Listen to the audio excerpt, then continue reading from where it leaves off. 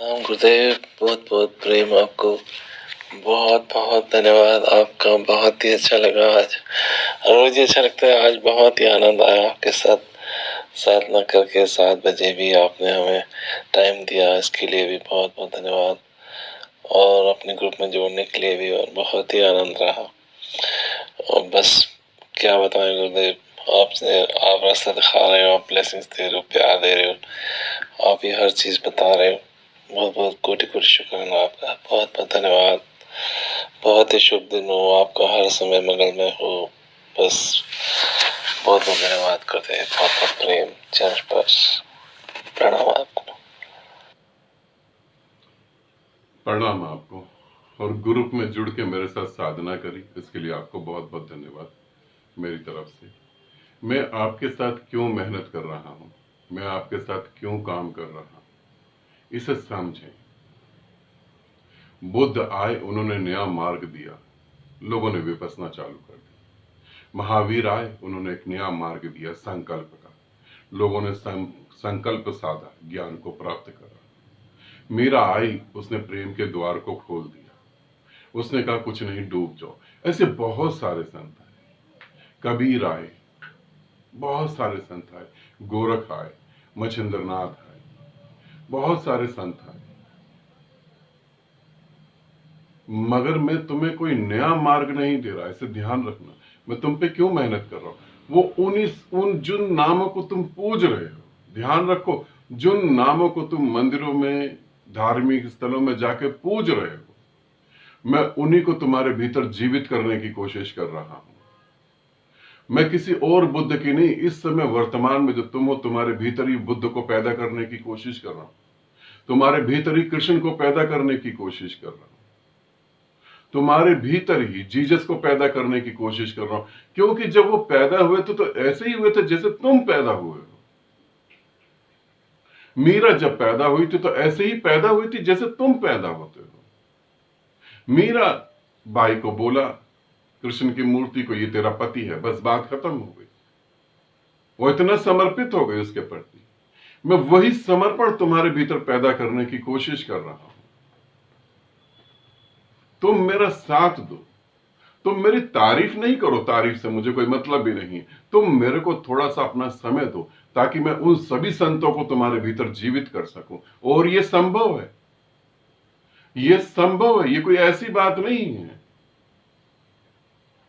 अगर 2 हाथ, 2 पांव, 2 आंखें और तुम्हारे जैसा शरीर लेकर एक व्यक्ति शिव बन सकता है, तो तुम क्यों नहीं बन सकते शिव?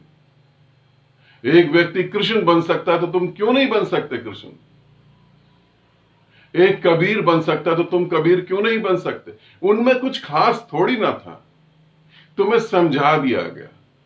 मैं वृंदावन गया, वृंदावन मेरे एक जानकार हैं, उनसे मेरी बात हो रही थी। मैंने कहा तुम भी तो कृष्ण हो। उन्होंने कहा नहीं नहीं, उन्होंने तो कान पकड़ ली। उन्होंने कहा नहीं नहीं, अरे वो तो नारायण का अवतार है, वो तो नारायण है। तो मेरे को बड़ी हंसी आई। तो मैंने कहा तुम राक्षस के अवतार होगे फिर, क्योंकि दोनों में से कहीं ना कहीं तो होना ही पड़ेगा ना, तीसरा तो कोई अवतार नहीं है। फिर वो तो सोच में पड़ गए। उन्होंने कहा नहीं, राक्षस का तो नहीं हो सकता मैं। तो मैंने कहा फिर किसके हो? तो वो हंसने लगे। उन्होंने बोला तुमसे बात करने का मतलब ही फंस जाना, मगर मैं तुम्हें यह हकीकत बता रहा हूं, इस पृथ्वी पर तुम्हारे भीतर वो सब कुछ है जो उनके भीतर था। उन्होंने जागृत करा, वो जाने, वो बोध को उपलब्ध हुए। तुम भी जान सकते हो, तुम भी बोध को उपलब्ध हो सकते हो। उन्होंने देखा कि हमारी मान्यताओं से दुख आ रहा है, तुम भी देख सकते हो कि तुम्हारी मान्यताओं से दुख आ रहा है। बुद्ध ने देखा किसी आदमी को शमशान घाट ले जा रहे हैं, बुद्ध को लगा एक दिन मुझे भी ले जाएंगे। यदि मैं मरूंगा, मुझे शमशान घाट लेके जाएंगे, तो मेरा यहां सारा जो काम मैं कर रहा हूं, ये जो राजपाट हो रहा है, जो राजा बने बैठे हैं, ये सभी मरेंगे, तो सभी व्यर्थ हो जाएगा। क्या मृत्यु के पार कुछ भी नहीं है? बुद्ध को बोध हुआ, ये बोध तुम्हें भी तो हो सकता है। जबकि बुद्ध ने एक ही मृत्यु देखी थी, तुम तो कितने लोगों को शमशान घाट छोड़ के भी आ गए। और बुद्ध के घर में नहीं हुई थी, तुम्हारे तो घर में भी मृत्यु हुई है। तब भी बोध नहीं आया। मैं तुम्हारे भीतर उसी बोध को पैदा करने की कोशिश कर रहा हूं। तुम थोड़ा सा, जैसे तुमने ग्रुप में जुड़े, तुमने अपना समय दिया, इसके लिए तुम्हारा बहुत बहुत धन्यवाद। आभार मैं करना चाहूंगा कि तुमने मुझे अपना कीमती समय दिया। ये मेरे लिए सौभाग्य की बात है। मगर थोड़ी सी और मदद करो ताकि मैं उन चीजों को जागृत कर पाऊं जो तुम्हारे भीतर विद्यमान है। तुम्हारे भीतर संपूर्ण ब्रह्मांड पड़ा हुआ है। तुम्हारे भीतर प्रेम के सागर हैं। तुम महाप्रेम हो। तुम मेरा थोड़ा सा साथ दो और मैं उसे जागृत कर दूंगा। यदि मैं अपने भीतर सब चीजें जागृत कर सकता हूं तो तुम्हारे भीतर क्यों नहीं कर सकता? यदि मेरा गुरु मेरे भीतर चीजें जागृत कर सकता तो मैं तुम्हारे भीतर भी जागृत कर सकता हूं। तुम थोड़ा सा समय दो, तुम चीजों को समझो, तुम थोड़ी सी डांट खाने के लिए तैयार रहो। मेरे गुरु ने भी मुझे डांटा था। कई बार डांटना भी पड़ता है। तुम थोड़ा सा प्रेम को जीने के लिए तैयार हो। कई बार प्रेम को भी जीना पड़ता है गुरु के साथ। गुरु के साथ जब तुम प्रेम को जीते हो तब तुम ये पृथ्वी पर जो प्रेम है इसकी परिभाषा ही भूल जाते हो। तब तुम किसी दूसरी दुनिया के प्रेम में पहुंच जाते हो। थोड़ा उसको भी जियो, थोड़ा डांट को भी सुनो। तारीफ करने में समय मत व्यर्थ करो। मैं समझ सकता हूं जब तुम्हारे भीतर समाधि जैसा कुछ घटता है, जब तुम्हें आनंद महसूस होता है, और वो भी अकारण,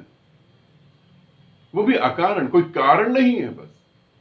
अरे लोग इतना इतना पैसा खर्च करते हैं तब खुशी नहीं नसीब होती, और तुम आंख बंद करके बैठ जाओ और तुम्हें आनंद महसूस होने लगे। मैं तुम्हारी भावनाओं को समझता हूं, मगर समय कम है, इसीलिए जितना जल्दी हो सके उतना जल्दी डूबो। जितना जल्दी हो सके मेरे साथ जीवन को जियो, क्योंकि मेरे साथ जीवन को जी के ही तुम समझ पाओगे जीवन है क्या।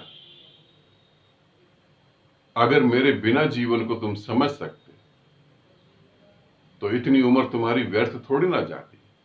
इतने ग्रंथ तुम पढ़ लेते, और यूट्यूब पे ऐसा तो नहीं मेरी ही वीडियो चलती, इतने कितने लोगों की वीडियो चलती।